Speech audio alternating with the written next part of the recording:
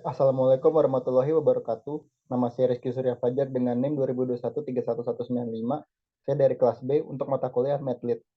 Jadi hari ini judul proposal saya yaitu berjudul penyimpanan basis data ketersediaan palet pada suatu perusahaan logistik di sebuah warehouse. Nah, pertama kita bisa melihat dari latar belakangnya terlebih dahulu. Nah, pada latar belakang itu alasan kenapa saya memilih proposal ini karena pada sebelumnya saya pernah bekerja di suatu perusahaan logistik dan saya merasa di paletnya itu kurang gitu. Jadi tidak ada pendataan di palet itu. Sementara untuk logistik itu penting gitu. Gimana sih kayak di gudang itu kita butuh data ataupun jumlah palet yang tersedia untuk menentukan barang gitu. Terus kita juga harus mengukur juga kayak panjang tinggi seberapa banyak barang yang bisa ditaruh di satu palet itu. Dan itu sangat penting sekali bagi saya karena saya tertarik untuk meneliti data ini karena dari pengalaman saya sendiri yang pernah bekerja di gudang logistik akan sangat berguna sekali jika saya membahas masalah ini. Jadi pada latar belakangnya itu perkembangan industri logistik saat ini memang berkembang pesat. Perlu efisiensi dalam warehouse, tapi ketersediaan palet itu menjadi kritis. Sementara untuk implementasi sistem basis data sendiri sangat efektif dan mengelola informasi ketersediaan palet dan gudang menjadi sangat penting. Nah, sistem pengelolaan database logistik ini memiliki peran sentral dalam menyusun, menyimpan, mengelola informasi ketersediaan palet. Dan sistem ini kita memakai warehouse management system. Memiliki potensi yang besar untuk memberikan dampak signifikan terhadap aktivitas gudang persediaan. Oke. Nah, berikutnya tujuan penelitian ini adalah penelitian ini bertujuan untuk mengidentifikasi, merancang, dan mengimplementasikan sistem penyimpanan basis data yang efisien untuk mengelola ketersediaan palet pada sebuah perusahaan logistik di dalam gudang. Ruang lingkup penelitian. Basis data kesediaan palet. Penelitian ini akan mengeksplorasi implementasi dan fungsi sistem penyimpanan basis data yang mencatat informasi kesediaan palet, desain, struktur, dan fungsionalitas. Terus ada efisiensi operasional, terus ada di warehouse itu lengkap dan seberapa besar warehouse dulu itu menyimpan palet yang sangat banyak. Ada faktor-faktor juga yang mempengaruhi kayak faktor eksternal dan internal lainnya. Dan juga ketersediaan palet.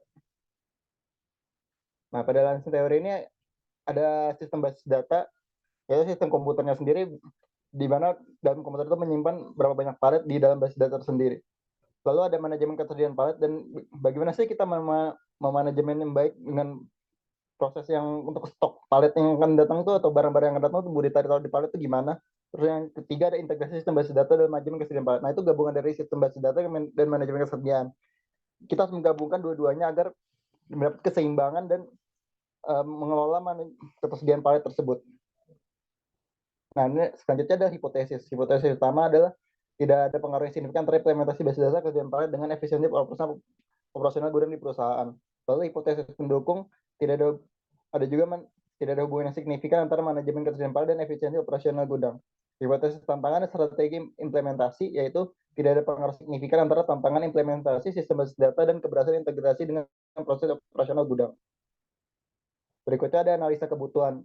Dan kebutuhan fungsional itu kayak kita menginput data, menyimpan data, memproses data, dan mengoutput data yang ada secara real time itu palet-palet yang ada. Dan kebutuhan non fungsional seperti keamanan dan ketersediaan palet selama 24 jam atau 24 per 7 segitu. Lalu untuk perencanaan kebutuhannya sendiri ada perumusan masalah yaitu studi literatur, pengumpulan data, lalu ada testing prototype dan evaluasi hasil pengujian. Nah, dan lalu apa hubungannya ini dengan informatika? Jelas ada. Ini termasuk dalam mata kuliah yaitu teori bahasa dan otomata dan RPL. Dan dalam RPL sendiri kita dan juga expert system. Kita juga melakukan desain waterfall yaitu seperti analisis, desainnya UI UX dan coding dan pengujian. Dan pengujian itu kayak gimana kayak setelah kita buat aplikasinya terus kita menguji bagaimana sih di dalam aplikasi tersebut untuk menyimpan paletnya tersebut. Ada rumusan masalahnya, kita lihat pada tahap ini penulisan lingkup sastra studi dan analisis. Lalu setelah itu ada juga kita melakukan pengolahan data dan pengumpulan data. Nah, teknik analisis. Pada tahap ini dilakukan perencanaan standar tumpukan pada palet yang akan digunakan dalam palet tracking system. Standar tumpukan ini berpengaruh terhadap dimensi rak yang dirancang di gudang.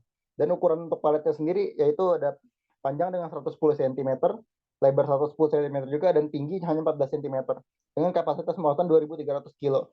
Nah, dan pada satu palet ini kita bisa menaruh berapa barang apa saja yang bisa ditaruh di palet ini. Misalnya contoh kayak minyak, bahan kimia, alat-alat perabotan, ataupun kardus-kardus atau paket-paket yang lainnya. Dan ini sangat berguna sekali jika kita melakukan sistem namanya FIFO, yaitu first in first out. Nah, ini ada perhitungan dimensi rak dan rak base. Nah, tahap ini dilakukan perhitungan dimensi rak meliputi tinggi, panjang, lebar rak, perhitungan panjang rak base, dan tinggi rak stack rak. Tinggi rak dihitungan oleh tinggi palet dengan muatan dan toleransi jarak muatan ke papan penyangga di atasnya. Toleransi ini diberikan untuk kemudian operator forklift dan operasi jarak kebesaran 15 cm diberikan sebagai toleransi. Nah, ini kayak bermain dengan fisika aja. Kita bisa lihat kayak di sini ada panjangnya itu 110 dan panjang barangnya itu ada 120. Dengan tinggi barangnya itu sekitar 77 cm. Nah, apakah kuat? Nah, kita coba naruh kira-kira berapa barang, misalnya ada 6 barang atau 7 barang. Dan kita akan naruhnya di suatu gudang untuk ketersediaan stok barangnya dan menggunakan palet tersebut. Nah, dalam forklift itu apakah dan 7 barangnya bisa kita sampai, kita sudah melakukan pengujian, jadi kayak cara naruhnya itu pun juga seperti ini, kayak kita melakukan dua palet dalam satu rak gitu. Jadi di rak itu kita pasang dua, dan dari satu rak dan satu palet itu pasang 7. Jadi ada keseimbangan, dan forklift pun juga bisa mengangkat sampai 4 palet dalam keadaan seperti ini. Panjang rak base dalam gudang ditentukan dalam kelipatan dimensi centerline to centerline ditambah dengan panjang satu tiang penyangga. Menunjukkan contoh 2 rak base, jumlah rak base ditentukan oleh luas area tersedia dan luas area yang digunakan untuk gang. Dan toleransi ini mengacu pada overhead clearance yang sudah ditentukan sebesar 20 cm sebelumnya. Nah, itu tingginya ini 20 cm ya. Jadi dari forklift itu bisa ngangkat sampai 20 cm di atas paletnya. Ataupun lebih nih. Nah, bisa kita lihat sendiri pada gambarnya, pada overhead clearance. Dan ketinggian itu udah diatur, jadi bisa ngangkat sampai 4 palet dari forklift itu. Dan ada 2 jenis forklift yang digunakan, yaitu forklift counterbalance dan reach truck. Yang counterbalance itu yang ada sebelah kiri, ini, yang terus yang kedua tuh reach truck. Reach truck tuh yang agak tinggi, jadi bisa ngangkat banyak palet. Sementara kalau counterbalance itu cuma bisa ngangkat beberapa palet doang, jadi nggak banyak ya. Jadi dari itu ada tabel perbandingannya, yaitu counter track truck panjangnya 3,1 meter, reach truck 2,5 meter dengan jangkauan tinggi 4 meter sampai 5 meter. Spesifikasi lainnya juga panjang diagonal 3,4 meter dan 3,8 meter. Toleransinya 0,1 meter untuk counter head truck dan reach truck 0,1 meter. Lebar gangnya 3,5 meter dan 2,9 meter untuk reach truck. Spesifikasinya, nah jenis forklift counterbalance truck itu jumlah rak base-nya bisa sampai 29,5 rak base, sementara reach truck itu cuma 44 rak base. Jadi dengan kita pakai reach truck yang agak bisa tinggi, jadi bisa ngambil banyak-banyak itu. Dan kapasitasnya pun bisa sampai 12.320 sak. Sementara kapasitas counterbalance cuma 3.260 sak. Nilai perbandingan luas gangnya pun cuma 0,784 dan 0,676. Nah, mengontrol ketersediaan barang dengan palet. Nah, pada pengendalian barangnya meliputi mengidentifikasi lokasi rak, prosedur penataan produk di rak, dan mengendalikan lokasi barang di rak sebagai berikut. Nah, bisa kita lihat sendiri dalam gambar, jadi kayak susunan letak raknya itu kayak gini. Jadi tiap satu gudang atau satu forklift itu bisa ngangkat mungkin 4 palet, itu dijelaskan tadi. Jadi dalam satu rak itu kita bisa memasukkan beberapa palet, itu sekitar mungkin 7 sampai 8 palet mungkin dalam situ. Untuk penomoran raknya itu, rancangan tata letak yang pilih penomoran rak terdiri dari 2 huruf dan 1 angka. Huruf besar abjad pertama itu kelompok rak tersebut mulai dari huruf A hingga K. Nah, jadi ada banyak yang mungkin A sampai K itu sekitar 12 ya, sekitar 12 huruf kecil aja menunjukkan kelompok dalam rak tersebut dengan notasi bervariasi jumlah rak dengan tersebut. Mulai dari A hingga J yaitu 1 sampai 10. Angka penomoran rak menunjukkan rak mulai angka 1 dengan 4, dengan angka 1 menunjukkan tingkat dasar hingga angka 4 menunjukkan tingkat keempat. Jadi ada 4 tingkat berarti ya, dan satu tingkat mungkin bisa sampai 4 barang. Terus nanti lebarnya itu mungkin sampai A sampai J, A sampai K sampai 12. Jadi dengan ketersediaan palet itu kita bisa menyimpan barang sesuai dengan rumus yang sudah diberikan berikut ini. Terus bisa kita lihat ini menggunakan rumus first in first out. Bisa kita lihat sendiri di yang merahnya, kita ngambil barang dari sini dan kita bisa memindahkannya mungkin dari ke pojok sana, terus ke pojok sini sampai ini memenuhi rak-rak tersebut. Dan bisa lihat ini dengan penataan dan pengambilan produk berdasarkan first in first out, diharapkan penyusutan ulang akibat penyusutan berat dapat dihilangkan. Jangka waktu produk menyusut adalah 6 bulan lamanya. Jika dalam rak penyimpanan terdapat produk dengan umur lebih dari atau mendekati 6 bulan, hal ini dapat terlacak melalui papan kendali dan dengan inspeksi terhadap produk lama tersebut harus dilakukan. Jadi kalau pernah ada produk lama, mungkin kedepannya mungkin bisa dibuang, ataupun mungkin kita bisa pastikan atau ke orang lain mungkin, ataupun harus dihanguskan begitu, karena itu produknya, karena mungkin pembeli tidak mengambil barang tersebut, jadi tetap di situ barangnya, dan kita harus menindaklanjuti barang tersebut. Dan analisis dan pembahasannya adalah, jadi di PT Tiara Kurnia, salah satu kesulitan pengembangan produk, tinggi tumbuhan dapat mencapai tinggi 3 meter dengan 30 tumpukan dan rata-rata tinggi 12 tumpukan atau tinggi 2 meter. Melalui perancangan palet tracking system dapat kan kemudahan menumpukan produk dengan menggunakan tingkat-tingkat pada rak. Penggunaan forklift memudahkan untuk mengambil dan menata produk dalam gudang, sehingga penggunaan ruang ketinggian di gudang dapat lebih optimal. Nah, jadi dalam penggunaannya itu kayak kita bisa tahu berapa jumlah barang yang ada di dalam rak, apakah sesuai, apakah tidak sesuai. Jadi kayak barangnya kadang ketinggian, kadang nggak muat. Jadi sesuai dengan berapa jumlah rak ataupun jumlah palet yang tersedia dalam dalam gudang tersebut.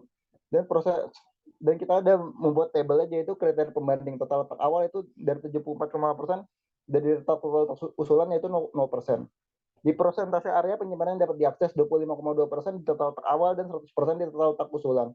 Jumlah produk ekuivalen yang dapat diakses yaitu 3.495 sak dan 12.320 sak di total letak usulan. Jadi total produk yang disimpan di total letak awal itu 13.089 sak dan 12.320 sak.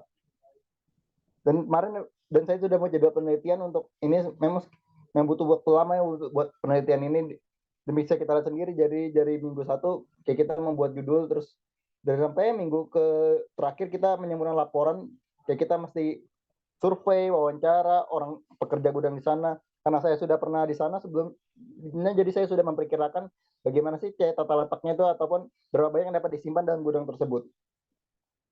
Sekian dari presentasi saya. Terima kasih. Wassalamualaikum warahmatullahi wabarakatuh.